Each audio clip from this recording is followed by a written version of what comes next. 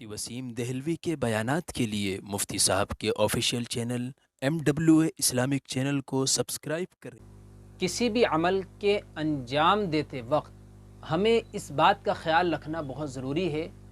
کہ آخر ہمارے اس عمل سے اللہ راضی ہو رہے ہیں یا ناراض ہو رہے ہیں۔ بعض لوگ اس بات کی پرواہ نہ کرتے ہوئے اس بات کی پرواہ کرتے ہوئے نظر آتے ہیں کہ ہم سے برادری کے، علاقے کے، محلے کے، گھر خاندان کے افراد راضی ہو رہے ہیں کہ نہیں ہو رہے ہیں، جبکہ یہاں پر ہمیں یہ دیکھنا چاہیے کہ ہمارا اللہ راضی ہے کہ ناراض ہے۔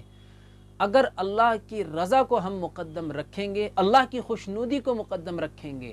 تو یاد رکھیے ہمارے اس عمل کو اللہ قبول بھی فرمائیں گے، اس میں برکت اور عزت کا معاملہ فرمائیں گے۔ اور اگر ہم لوگوں کی رضا اور خوشنودی کو مقدم رکھیں گے اور اللہ کو ناراض کریں گے تو پھر ہمارا یہ عمل ہمارے اس عمل کی بربادی اور ہمارے اس عمل کی قبولیت میں رکاوٹ اور اسی طرح سے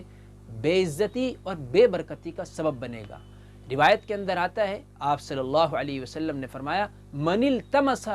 رضا اللہ بسخط الناس رضی اللہ عنہ وارضى عنہ الناس، کہ جو لوگ لوگوں کو ناراض کر کے اللہ کو راضی کرتے ہیں، جیسے شادی بیاہ کا موقع ہے، کسی اور تقریب اور کسی اور مجلس اور کسی اور فنکشن کا موقع ہے، اس موقع پر ہم یہ دیکھتے ہیں کہ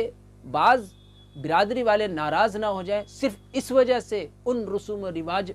کو اختیار کیا جاتا ہے جن پر اللہ اور اس کے رسول صلی اللہ علیہ وسلم کی ناراضگی یقینی ہے، جس پر قرآن اور حدیث میں ممانعت آئی ہے، تو ہم ایسے عملوں کو کرتے ہوئے لوگوں کو دیکھتے ہیں اور ایسے عمل کرتے ہوئے لوگ نظر آتے ہیں۔ میرے عزیز و دوستو، نبی علیہ الصلاۃ نے فرمایا کہ جو اللہ کو راضی کرنے کے لیے لوگوں کو ناراض کر دیتا ہے، رضی اللہ عنہ، اللہ اس سے راضی ہو جاتے ہیں، وَأَرْضَ عَنْهُ النَّاسِ، اور عارضی اور وقتی طور پر جو لوگ ناراض ہو گئے ہوتے ہیں، جو برادری کے لوگ اپنی ناراضی کا اظہار کر گئے ہوتے ہیں، اللہ تبارک و تعالیٰ ان کے دلوں میں بھی خوشنودی اور رضا ڈال دیتے ہیں، وہ لوگ بھی بعد میں راضی ہو جاتے ہیں اور تعریف کرتے ہوئے نظر آتے ہیں۔